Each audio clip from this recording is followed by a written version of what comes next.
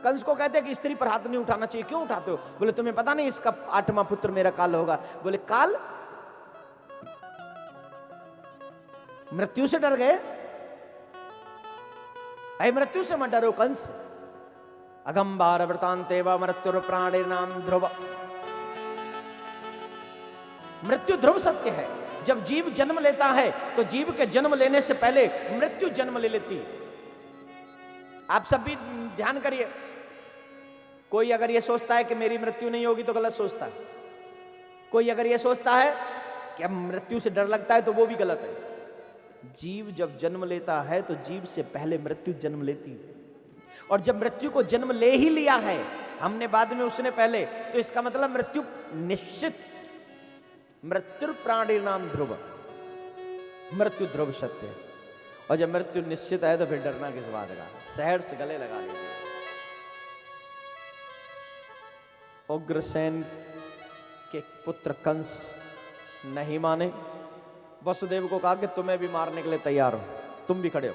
खड़ग निकाले, बस उग्रसेन आए। उग्रसेन ने कहा क्या करते हो तुम? अपनी बहन और बहनोई पर हाथ उठाते हो, तुम्हें शर्म नहीं आती? अगर तुम ये अन्याय करोगे तो तुम्हें कारागार में बंद बना लूंगा मैं।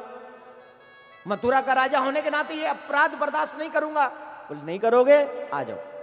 मैं एक और अपराध करता हूं। उनके सर से मुकुट उतारा और अपने सर पे रख लिया। कहा अब मथुरा के राजा आप नहीं, अब मथुरा का राजा मैं हूं। उग्रसेन को बंदी बना लिया। उग्रसेन को बंदी बनाकर कारागार में डाल दिया।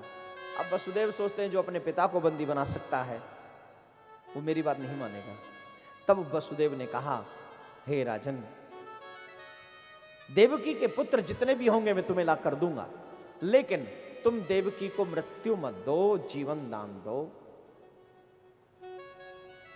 ठीक है तुम कहते हो तो मानते हैं, तब तक तुम्हें कारागार में रहना पड़ेगा। बोले मंजूर है।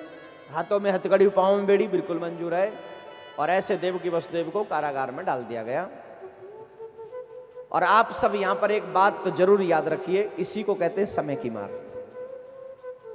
बहुत से लोग कहते हैं हम धनवान हैं, हमारा कोई कुछ नहीं बिगाड़ सकता। बहुत से लोग कहते हैं हम बलवान हैं, कोई हमारा कुछ नहीं बिगाड़ सकता।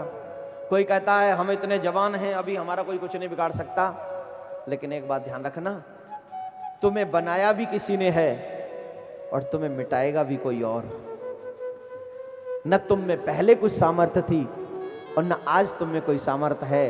करो कोई लाख पे करैया कोई और है, करने कराने वाला तो कोई और है।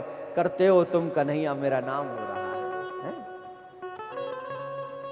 इसलिए कभी भी अभिमान मत करना, किसी भी वस्तु पर अभिमान मत करना।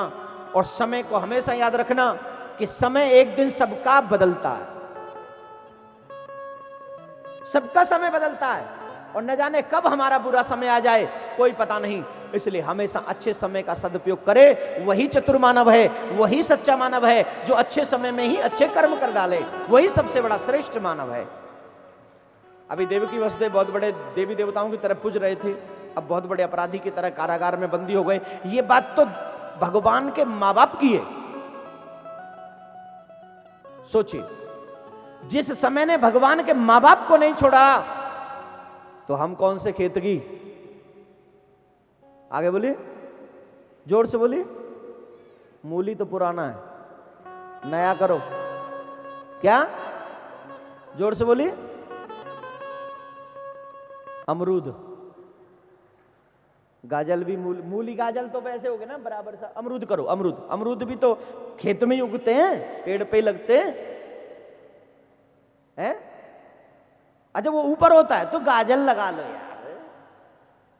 मूंगफली वो भी ऊपर होती, सिंगदाना वो भी ऊपर होती है। अच्छा गाजल ही समझो तुम, मूली हटाओ, मूली कैंसिल करो।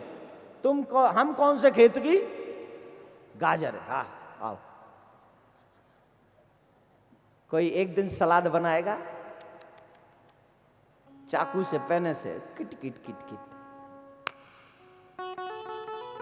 जोर से बोलना पड़ेगा। तो जब कृष्ण भगवान के माता पिता पर बुरा समय आ सकता है तो प्यारे हम लोगों को भी नहीं बख्शा जाएगा।